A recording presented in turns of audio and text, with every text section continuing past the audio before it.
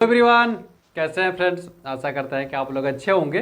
तो railway group D का जितने लोग इंतजार कर रहे थे उनके लिए एकदम खुशी की बात है कि रेलवे ग्रुप डी की भर्ती बहुत जल्दी आपको देखने को मिलेगी। वो सारी चीज़ें हम लोग डिटेल में देखने वाले हैं कि आपको कब आएगी, टोटल कितनी पोस्ट आएगी, उसका एग्जाम पैटर्न क्या होता है, उसमें कितना फिजिकल होता है, उसका क्वालिफिकेशन क्या रखा जाएगा, उसके बाद एज क्राइटेरिया क्या है, उसकी सैलरी कितनी रहती है।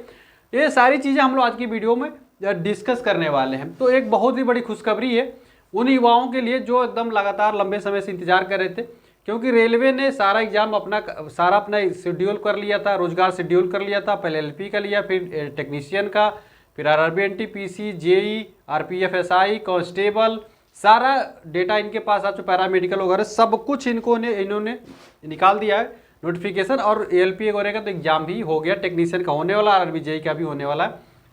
तो अब आपको ग्रुप डी का जो नई भर्ती है उसके लिए इन्होंने 20 दिसंबर 2024 को डेट रखा है कि 20 दिसंबर 2024 के आसपास आपको नोटिफिकेशन इसको देखने को मिल जाएगा रेलवे ग्रुप डी का। ठीक है, तो आपके लिए बहुत बड़ी खुशखबरी है। अब आप लोग एकदम जोरदार तरीके से लग जाइए अपनी तैयारी में। ये मौका आपसे चूकना नहीं चाहिए, क्योंकि रेलवे में नौकरी करना एक बहुत बड़ी बात होती है, एक सपना होता है, एक इमोशन होता है। रेलवे में नौकरी करना एक बहुत बड़ी बात है, समझ रहे हैं। तो नोटिफिकेशन आपका 20 दिसंबर 2024 तक आ जाएगा, क्योंकि आपको भी पता है कि रेलवे का अगला शेड्यूल आ चुका है, यानी कि 2025 का शेड्यूल आ गया, रोजगार शेड्यूल, कि हम अक्टूबर से दिसंबर के बीच में 2025 वाला ग्रुप डी दे देंगे। अभी 2024 वाला आया नहीं है, तो 20 दिसंबर को आ ही रहा है। ठीक है, उसके बाद से टोटल पोस्ट जो इसकी है 50,000 आने वाली है। 50,000 से ऊपर है कि मुझे तो लग रहा है 70,000 के आसपास आने वाली है, लेकिन 50,000 फिलहाल मान के चलिए। तो 50,000 बहुत ज़्यादा सीटें होती हैं। अब हर घर से एक सिलेक्शन होगा, लेकिन इसके लिए आपको मेहनत करना होगा, मुझसे जुड़ा रहना होगा। मेरे चैनल को भी सब्सक्राइब करिएगा, क्योंकि हर एक चीज़ का अपडेट मैं आपको रेगुलर आके देता रहूँगा। एजुकेशनल क्वालिफिकेशन की बात करें, जो कि बहुत ही बड़ा विवाद चल रहा है कि 10th होगा या 10th प्लस ITI होगा। चूँकि रेलवे ने 19 जून 2019 को ही ये क्लियरफाई कर दिया था कि मैं 10वीं के बाद ITI भी लूँगा। ठीक है, लेकिन ITI क्या सारे पोस्टों के लिए ITI लागू रहेगा? तो नहीं, ऐसा नहीं है। केवल सेफ्टी कैटेगरी में, जैसे मैकेनिकल हो गया, इंजीनियरिंग हो गया, इलेक्ट्रिकल हो गया, SNT हो गया, इन डिपार्टमेंट में वो कह रहे हैं कि हम भाई ITI वालों को लागू करेंगे, ITI जो किए रहेंगे उन्हीं लोगों को लेंगे।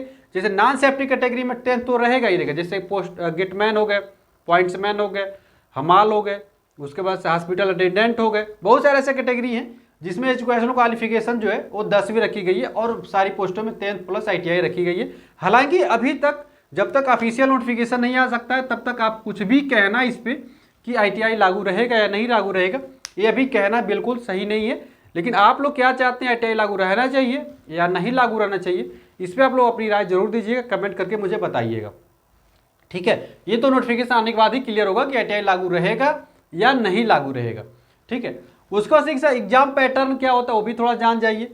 एग्जाम पैटर्न जानने से पहले आपको ये जानना जरूरी है कि आपका एज रिलैक्सेशन आपको आता है या नहीं, आप उस रिलैक्सेशन में है या नहीं। देखिए, एज जो रिलैक्सेशन है, एज जो क्राइटेरिया है रेलवे ग्रुप डी में आने के लिए, वो 18 से 33 साल है। यानी 18 साल का लड़का और 33 साल के लड़के दोनों फॉर्म अप्लाई कर सकते हैं, इसमें कोई भी बड़ी बात नहीं है। लेकिन चूंकि कोरोना आ गया था, कोरोना के बाद रेलवे की कोई भर्ती आई नहीं है ग्रुप डी में, तो इसीलिए 3 साल की स्पेशल छूट दी गई है, जो कि केवल इसी साल के लिए लागू रहेगी। तो 33 और 3 36, यानी 18 साल से 36 साल के लड़के इसमें फॉर्म को अप्लाई कर सकते हैं, जो जनरल कैटेगरी से आते हैं। ये UR की मैं बता रहा हूँ, जनरल की एंड EWS की। जनरल के स्टूडेंट 18 से 36 साल के फॉर्म अप्लाई कर सकते हैं। OBC वाले 3 साल छूट एक्स्ट्रा पाते हैं। SC और ST कैंडिडेट होते हैं, वो 5 साल की एक्स्ट्रा छूट पाते हैं। तो आप 5 साल और जोड़ लीजिएगा, 36 5 41 साल तक अप्लाई करेगा SC और ST कैंडिडेट। ठीक है, तो एज क्राइटेरिया भी आपको समझ में आ गई है, एजुकेशनल क्वालिफिकेशन भी आपको समझ में आ गया। एग्जाम पैटर्न के बारे में बात करते हैं। तो exam pattern computer based test होता है, केवल एक कंप्यूटर बेस्ड टेस्ट होगा, केवल सिंगल एग्जाम होता है। इसमें 100 क्वेश्चनों का होगा, और आपके इसके लिए 90 मिनट का आपको टाइम दिया जाएगा। कितने मिनट का? 90 मिनट का टाइम है, यानी 100 क्वेश्चन के लिए आपको 90 मिनट का टाइम दिया जाएगा। यानी आपके नॉलेज में कमी आ सकती है, लेकिन टाइम में कोई कमी नहीं आएगी। ठीक है, यानी 100 क्वेश्चन के लिए 90 मिनट आपको टाइम दिया जाएगा। सिलेबस में क्या क्या है? मैथ है, मैथ के 25 क्वेश्चन है, रीजनिंग के 30 क्वेश्चन है, साइंस के 25 क्वेश्चन है, जो कि साइंस काफ़ी अच्छे लेवल पे पूछी जाती है। मैग्नेट वगैरह पूछा जाता है, विद्युत वगैरह ज़्यादा पूछा जाता है।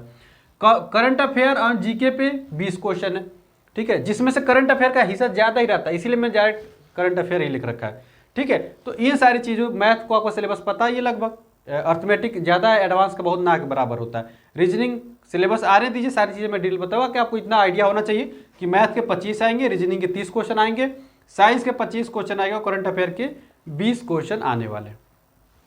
उसके बाद फिजिकल होता है, रेलवे ग्रुप डी में फिजिकल भी कराया जाता है।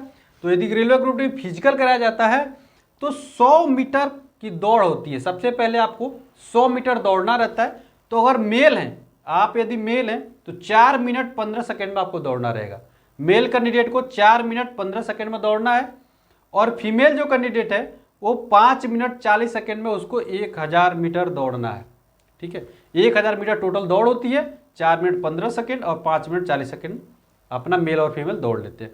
उसके बाद से 35 kg का वेट भी उठाना रहता है। मेल कैंडिडेट है तो आपको 35 किलो का वेट उठाइएगा, और फीमेल कैंडिडेट है तो 20 kg का वेट उठा के 100 मीटर चलना रहेगा, वो भी 2 मिनट में, जो कि इसके ये कोई बड़ी बात नहीं। 35 kg लड़के नॉर्मली उठा ही देते, इतना बड़ा टेबल रहता है, इतने बड़े टेबल में 35 kg रख दिया जाता है तो आसानी से लोग उठा ही लेते हैं।